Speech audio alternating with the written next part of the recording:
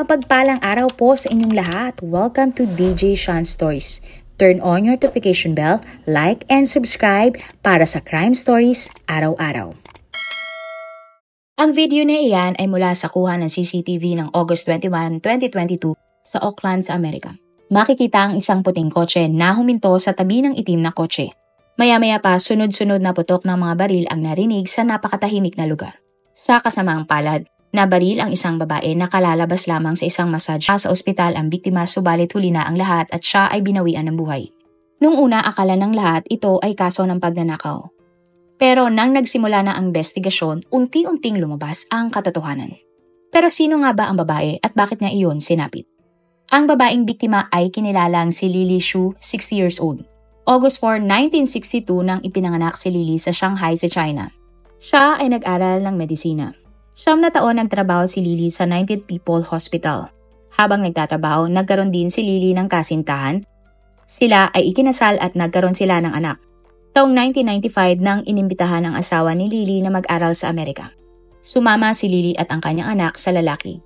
Mahirap ang simula ng pananatili ni Lily sa Amerika dahil iba ang lingwahe doon. Tulad ng kanyang mister, nag-aral ulit si Lily sa Amerika at kumuha ng kursong Advanced Dentistry. Habang nag-aaral, nagtatrabaho si Lily sa isang pampublikong ospital. Taong 1997 nang nakakuha si Lily ng kanyang doctorate sa University of California. Tumira sina Lily sa Little Saigon sa Auckland kung saan nananatili ang mga Asia na nagmamigrate sa Amerika. At dahil may nakakausap na si Lily, mas gumaan ang kanyang pakiramdam na manatili sa Amerika. Ayaw na ni Lily na magtrabaho at inisip niyang magtayo na lamang ng sarili niyang dental clinic. Hindi naman pumayag ang asawa ni Lily sa kanyang plano. Subalit nanindigan si Lily at naitayo niya ang kanyang dental clinic. Pumatok sa masa ang serbisyong ibinibigay ni Lily. Bukod sa mura na ito, magaling pang dentista ang babae. Subalit sa kabila ng pagganda ng karir ni Lily, unti-unti namang nasira ang kanyang buhay pag-ibig. Gusto kasi ng asawa ni Lily na bumalik na sila sa China habang si Lily ay gusto nang manatili sa Amerika. Dahil doon, naghiwalay na si Lily at ang kanyang asawa. Napunta kay Lily ang kustodiya ng kanyang anak at ipinagpatuloy niya ang pangangasiwa sa kanyang dental clinic. Bukod sa mababang presyo, minsan ay libre pang binibigyan ng serbisyo ni Lily ang kanyang mga kalugar, lalo na ang mga senior citizen o pastor. At dahil nga sa kabaitan ni Lily, nakilala siya sa buong lugar. Hindi nagtagal si Lily ay itinuring nga na isang sikat at prominenteng dentista sa buong Auckland. Nagtayo nga uli si Lily ng isa pang branch ng kanyang dental clinic. Sa isang taon, kumikita si Lily ng halos 1.6 million pesos mula sa 2 dental clinic. Isang araw, humingi nga ng tulong si Lily sa isa niyang kliyente para ayusin ang kanyang pera. Ipinakalala si Lily ng kanyang kliyente sa isang lalaki na Chinese din. Ang lalaki na ito ay si Nelson Chia, 73 years old. Si Nelson ay isang magaling na financial advisor na mahigit 10 taon ang tanda kay Lily. Tulad ni Lily, hiwalay na din si Nelson sa kanyang asawa at mayroon siyang 3 mga anak. Nagtrabaho ang lalaki sa isang investment company at mahilig siyang kumanta. Hindi nagtagal, naging malapit nga sina Lily at Nelson. At dito na nga sila nagkaroon ng relasyon. Hanggang sa nagsama na din sa iisang bahay ang dalawa. Umabot na mahigit 1 dekada ang kanilang relasyon pero hindi na nagpakasal ang dalawa. Nayaya din ni Nelson si Lily na sumubok ng iba pang mabagay tulad nga ng pagbabalay at pagtugtog ng piano. August 2022, ipinagdiwang ni Lily ang kanyang 60th birthday. Maliit lamang ang selebrasyon pero masayang-masaya si Lily. Subalit walang mag-aakala na makalipas lamang ang 2 linggo, si Lily ay binawian ng buhay. Nang pumutok nga ang balita sa buong Little Saigon, napakarami ang nalungkot para kay Lily. Nag-alay ang mga tao ng mga bulaklak at nagsama-sama para alalahanin kung gaano kabuting tao si Lily. In-interview naman ng mga pulis si Nelson tungkol sa nangyaring pamamaril. Hindi makapagsalita si Nelson at iyak lamang ito ng iyak. Ayon kay Nelson, galing siya at si Lily sa isang massage parlor. Papasok na daw sana si Nelson sa kotse nang nakarinig siya ng 2 at 3 putok na mga baril. Sobrang napakabilis nga umano ng mga pangyayari at nakita na lamang niya si Lily na nakahandusay sa sahig. Sinabi ni Nelson na maraming tumulong sa kanya para subukan pang iligtas ang buhay ni Lily. Mayroon din daw tumawag ng mga pulis para i-report ang nangyari. Idiniin din ni Nelson na posible talagang tinarget si Lily dahil sa kanyang lahi. Sa inisyal na investigasyon, sinasabi ng mga pulis na kung hindi pagnanakaw, malamang nga na tinarget talaga si Lily dahil iba ang kanyang lahi. Nang panahon kasi na ito, napakataas ng ganung uri ng krimen laban sa mga migrants at ibang mga lahi. Madalas din ang nakawan ng mga tindahan ng pagmamay-ari ng mga residente na iba ang lahi. Makalipas ang ilang oras, nagrally na ang mga tao para isigaw ang hustisya para kay Lily. Naniniwala sila na si Lily ay biktima ng krimen dahil hindi siya isang Amerikano. Gusto ng mga tao na maging ligtas muli ang kanilang komunidad. Sa investigasyon, 3 basyo ng bala ang natagpuan sa lugar. Nakakuha naman ng kopya ng CCTV mula sa kabilang parte ng kalye. Ang biktima, lumalabas din na 1 oras bago ang insidente. Ang puting kotse ay umiikot na sa lugar kung saan nabatay ang biktima. August 22, 2022, nang naglabas nga ng press con ang mga pulis hinggil sa kaso ni Lily. Humingi ng tulong ang mga pulis sa mga residente o motorista na maaaring nakita ang puting kotse. Ipinakita ng mga pulis ang larawan ng kotse, sakay ang suspect na umatake kay Lily. September 1, 2022 nang inihatid nga sa huling hantungan si Lily. Isang investigador ang inaral maigi ang kaso. Muli niyang pinanood ang CCTV at nagkaroon siya ng 3 mga konklusyon. Sinabi ng investigador na hindi dapat tinarget si Lily dahil siya ay Chinese. Teorya nga ng investigador, si Lily ay sinetap at gusto talaga siyang patayin ng mga suspect. Ayon pa sa mga investigador, may nadaanang 2 police car ang puting kotse lulan ang suspect. Paniwala nila kung random na krimen lamang iyon, mas pipiliin ng mga suspect ang mas ligtas na lugar na walang makakakita sa kanila na pulis. Idiniin din ng investigador na kahit may 2 police car ay itinuloy pa din ng mga suspect ang pamamaril kay Lily. Pangalawa, ayon sa investigador, nang lumabas ang suspect, tila hinahanap niya talaga si Lily kahit mas malapit naman si Nelson para mabaril. At pangatlo, nalaman niya 1 araw bago ang krimen, nag-book si Nelson sa massage parlor. Sinabi nga ng investigador sa mga pulis ang kanyang natuklasan. At palihim nga nilang itinuon ang kanilang atensyon kay Nelson. In-interview ng mga pulis ang kaibigan ni Lily. Ayon sa babae, hindi sumama si Nelson sa ambulansya at nagpaiwan ito para magbigay ng salaysay sa mga pulis. Matapos ang 2 araw, nagplano ang mga kaibigan ni Lily ng memorial para sa babae. Nangako umano si Nelson na pupunta subalit hindi ito umattend at dumating lamang ang kanyang proxy. Nakapagtataka din na kahit mayaman si Nelson, hindi siya nagbigay ng pabuya para mahuli ang suspect na pumatay kay Lily. Sunod ay hinanap ng mga pulis ang may-ari ng puting kotse. Napag-alaman ng mga pulis na ang kotse ay binili ng lalaki na ang pangalan ay Hashim Bason, 35 years old. Si Hashim ay isang professional tennis player noon.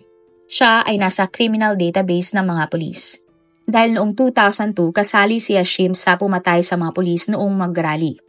Pinag-match ng mga pulis ang DNA ng suspect nang humawak ito sa kotse ni Lily at sa DNA ni Hashim. At ito nga ay nagtugma. Gamit ang search warrant, ni-raid ng mga pulis ang bahay ng lalaki. Sa loob ng bahay, natagpuan ng mga pulis ang iba't ibang uri ng mga baril. At isa nga sa mga baril ay nag-match sa ginamit para patayin si Lily. October 27, 2022 nang inaresto ng mga pulis si Hashim. Pero nabigla ang lahat nang inaresto din ng mga pulis ang long-time boyfriend ni Lily na si Nelson.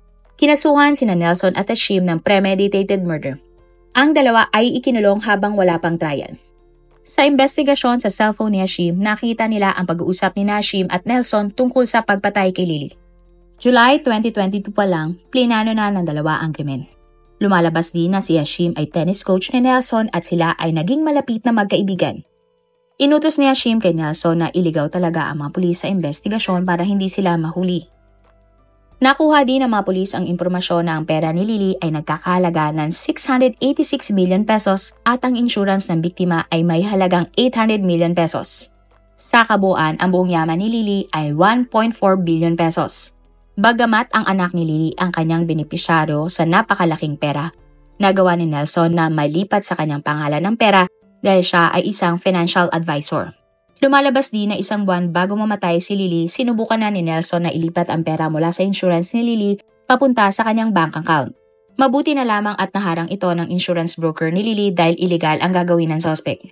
October 28, 2022, isinagawa ang pre-trial ni Nelson at Hashim sa korte. Pagkatapos ay ibinalik na sila agad sa kanilang kulungan. Pero bandang 2:00 ng hapon, napansin ng mga jail guard na kakaiba na ang itsura ni Nelson. Nilapitan ng jail guard si Nelson sa kulungan at nakita niya na ito ay wala ng malay. Agad na itinakbo pa sa ospital si Nelson, subalit siya ay binawian ng buhay bandang 2:00 ng hapon. Teorya nga ng mga pulis, Kinuha ni Nelson ang kanyang sariling buhay dahil walang ebidensya na may umatake sa sospek. Sunod ay nagpa-press con ulit ang mga pulis.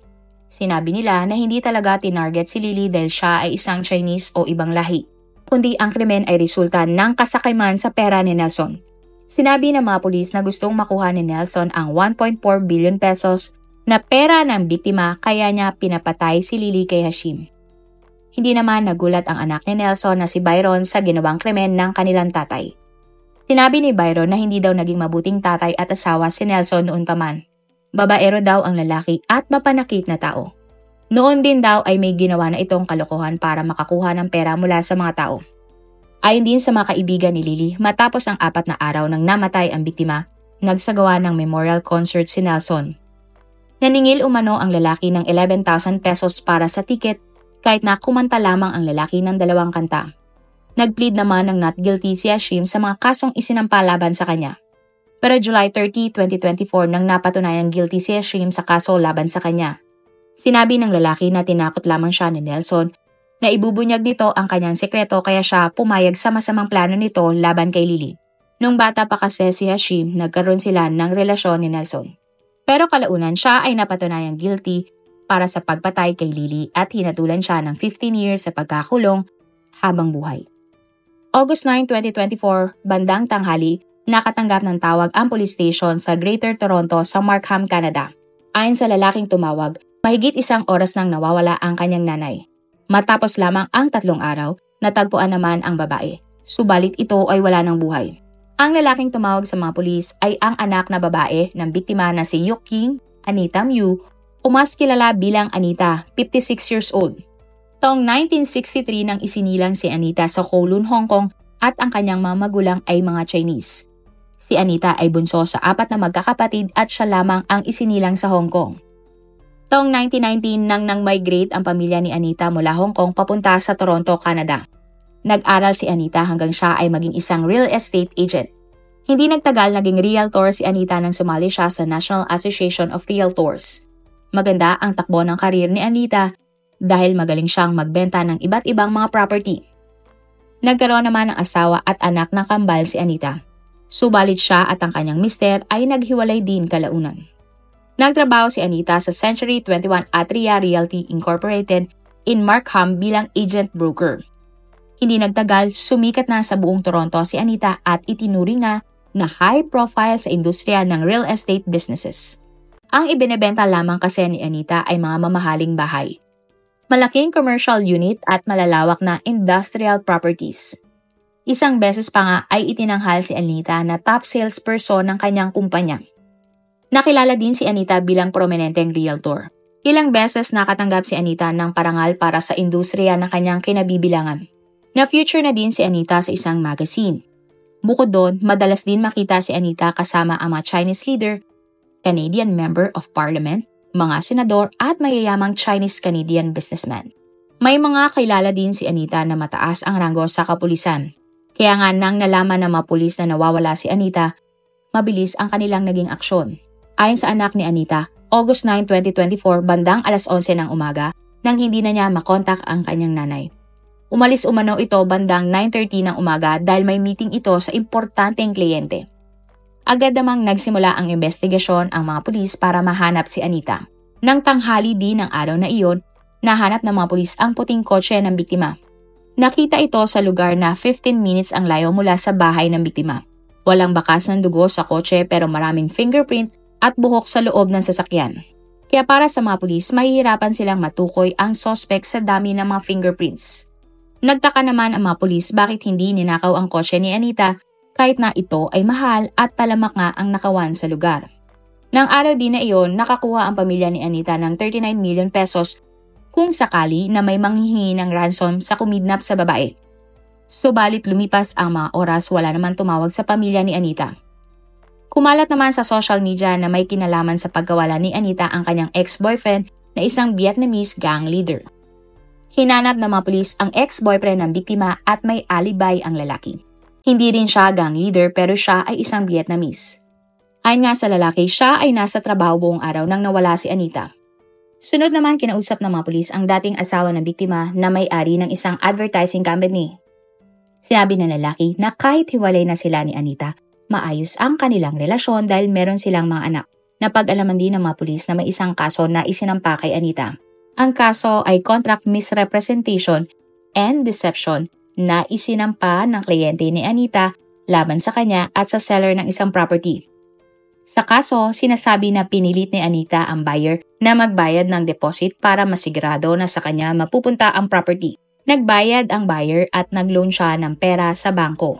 Pero siya ay na-deny ng loan at napunta sa ibang buyer ang lupa. Kaya nagalit ang lalaki dahil non-refundable ang kanyang binayad at kinasuhan niya si Anita.